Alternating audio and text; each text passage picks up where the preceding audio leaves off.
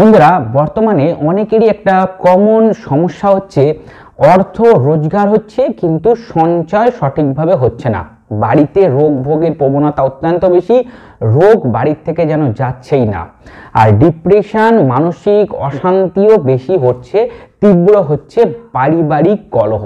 এই জাতীয় সমস্যাগুলো থেকে বেরোবার জন্য আমরা রাস্তা খুঁজে পাবো রান্নাঘর থেকেই। আগেও আমি রান্নাঘরের বিভিন্ন উপায় আপনাদের সঙ্গে শেয়ার করেছি।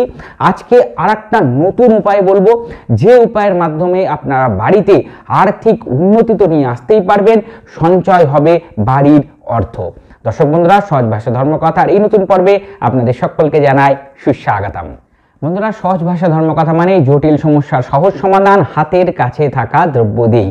এখনো পর্যন্ত আপনারা আপনাদের এই প্রিয় চ্যানেলকে যদি সাবস্ক্রাইব করে না থাকেন, অনুগ্রহপূর্বক সাবস্ক্রাইব করে পাশে থাকা বেল বাটনটা ক্লিক করে দিন, যাতে পরবর্তী ভিডিও নোটিফিকেশনগুলো আর মিস না হয়ে যায়।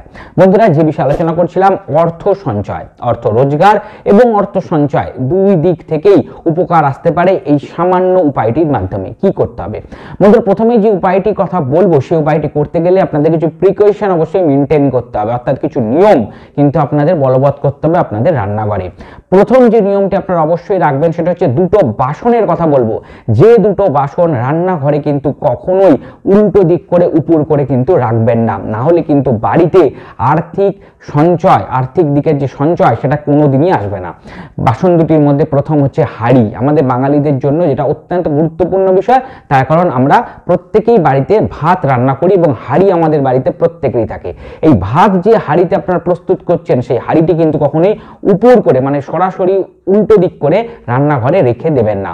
এটাকে সোজা দিক করে ঢাকনা দিয়ে মেজে রাখতে হবে, কখনোই কিন্তু এটাকে উল্টো দিক করে রান্নাঘরে রাখবেন না। দ্বিতীয় যে জিনিসটি বলবো সেটা হচ্ছে তাওয়া। রুটি করার জন্য যে তাওয়া আমরা বাড়িতে ব্যবহার করি, সেই তাওয়াটিও কিন্তু কখনোই উল্টো দিক করে রাখবেন না।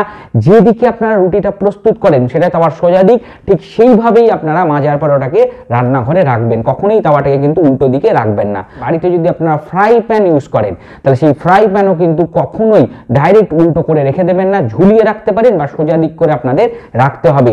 এই বাসনগুলো কিন্তু কখনোই উল্টো দিক করে রাখা যাবে না। এরপরে দর্শক বন্ধুরা, যে জিনিসটি মেনটেন করবেন সেটা হচ্ছে, বাড়িতে যখন রান্নাঘরে সকালবেলা প্রবেশ করবেন তখন বাসি জামা কাপড় পরে কিন্তু রান্নাঘরে প্রথমে দিনের শুরুতে প্রবেশ করবেন না। জামা কাপড় যেটা আগের দিন ধারণ করে শুয়েছিলেন, সেই জামা কাপড় ছেড়ে পরিষ্কার জামা কাপড় ধারণ করে আপনারা রান্নাঘরে প্রবেশ করবেন। মা অন্নপূর্ণাকে অবশ্যই স্মরণ করবেন রান্নাঘরের আগুন প্রজ্বলিত করার আগে, রান্নাঘরের আগুন জ্বালাবার আগে, বা অনেকে যদি এখন ইলেকট্রিক মাধ্যমে জ্বালান সেটাও যে সুইচটি দেবেন তার আগেই মা অন্নপূর্ণাকে মনে মনে স্মরণ করে রান্নার কাজ শুরু করবেন দিনের শুরুতেই। এই কতগুলো নিয়ম আপনার রান্নাঘরে প্রথমেই বলবৎ করে দিন। যখন আপনারা রান্নার কাজ শেষ করবেন, রাত্রেবেলা শুতে যাবেন, তখন অবশ্যই রান্নাঘর ভালো করে পরিষ্কার করবেন, গ্যাস ওভেন ভালো করে পরিষ্কার করবেন, কারণ গ্যাস ওভেনই হচ্ছে আপনাদের বাড়িতে প্রজ্বলিত করে। এক তো হচ্ছে আমাদের জঠর অগ্নি, অর্থাৎ আমাদের যেটা খিদে সেটাকে নিবারণ করার যে প্রস্তুত হয় যে রান্না, সেটা ওখানে তৈরি হয়, প্লাস আমাদের আগুন বাড়িতে যেখানে জ্বলছে সেটাই আমাদের ঊর্জা শক্তি দেয়, জীবনকে উন্নতির দিকে শিখরে নিয়ে যায়। তাহলে সেই যে অগ্নি প্রজ্বলিত হচ্ছে গ্যাস ওভেন, রান্নার যে চুলা, সেটা কিন্তু ভালোভাবে পরিষ্কার পরিচ্ছন্ন করে রাত্রেবেলা শুতে যেতে হবে। রান্নাঘর পরিষ্কার রেখে যাবেন, নোংরা ভাবে রান্নাঘর রেখে রাত্রে শুতে যাবেন না। খাওয়ার পরে যে বাসনপত্র, এঁটো বাসনপত্র, সেগুলো রেখে কিন্তু রান্নাঘরে যাওয়া যাবে না, অন্য স্থানে রাখতে হবে। না রাখাই ভালো, কিন্তু যদি এখন আধুনিক সময় অনেক সময় সম্ভব হয় না, পরের দিন অনেক সময় হাউস হেল্পার আসে, তাহলে সেই ক্ষেত্রে আপনারা বাসনগুলোকে যদি একটু জল ধোয়া করে অন্য স্থানে রেখে দেন তাহলে হবে, কিন্তু রান্নাঘরে কোনোভাবেই কিন্তু বাসি যে সমস্ত আমরা খেয়েছি সেইগুলো এঁটো বাসনপত্র সিঙ্কে রেখে দিলেন, মজুত করে রেখে দিলেন, সেরকম যেন না হয়, তাহলে কিন্তু এই উপায় কার্যকর হবে না। এই কতগুলো জিনিস কিন্তু অবশ্যই মেনটেন করবেন। এবার আসছি উপায়টির দিকে। মঙ্গলবার এবং শনিবার দুদিন আপনারা এই উপায়টি করতে পারবেন। একটা মাটির পাত্র নিয়ে নেবেন, একই পাত্র বারবার ব্যবহার করা যাবে। একটা মাটির পাত্র নিয়ে নেবেন, ভাঁড় জাতীয় নিতে পারেন, তার মধ্যে আপনারা কর্পূর দেবেন, দুটো করে লবঙ্গ দেবেন, এবং রাত্রে শুতে যাওয়ার আগে রান্নাঘর পরিষ্কার করে নিয়ে আপনারা এটিকে রান্নাঘরে জ্বালাবেন। কর্পূর, দুটো লবঙ্গ জ্বালিয়ে দেবেন, এবং ওটা জ্বালাবার পরে আপনারা রান্নাঘর থেকে বেরিয়ে আসবেন, দরজা যদি থাকে দরজা বন্ধ করে দেবেন এবং রাত্রে শুতে চলে যাবেন। তারপর আর কোনো রান্না বান্নার কাজ আপনারা রাত্রেবেলা করবেন না।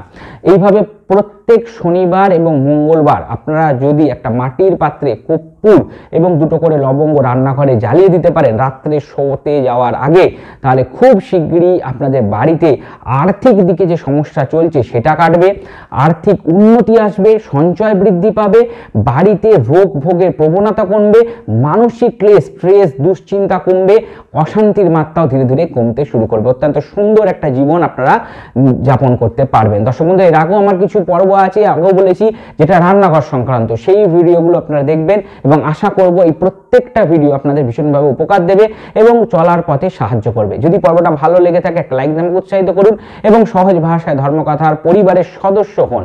সহজ ভাষা ধর্মকথা মানে জটিল সমস্যার সহজ সমাধান হাতের কাছে থাকা দ্রব্য দিয়ে। তাহলে কেন শুধু শুধু মিস করবেন এই সুযোগ? দর্শক বন্ধুরা, ফেসবুক পেজ আছে সহজ ভাষায় ধর্মকথা, সহজ ভাষায় ধর্মকথা, ওখানে একটা লাইক দিয়ে রাখুন। হিন্দু ধর্মশাস্ত্রের বিভিন্ন বিষয়, মন্ত্রতন্ত্র ওখানে নিয়মিত আলোচনা হয়ে থাকে। সকালে ভালো থাকবেন, সুস্থ থাকবেন, দেখা হবে পরবর্তী পর্বে। নমস্কার।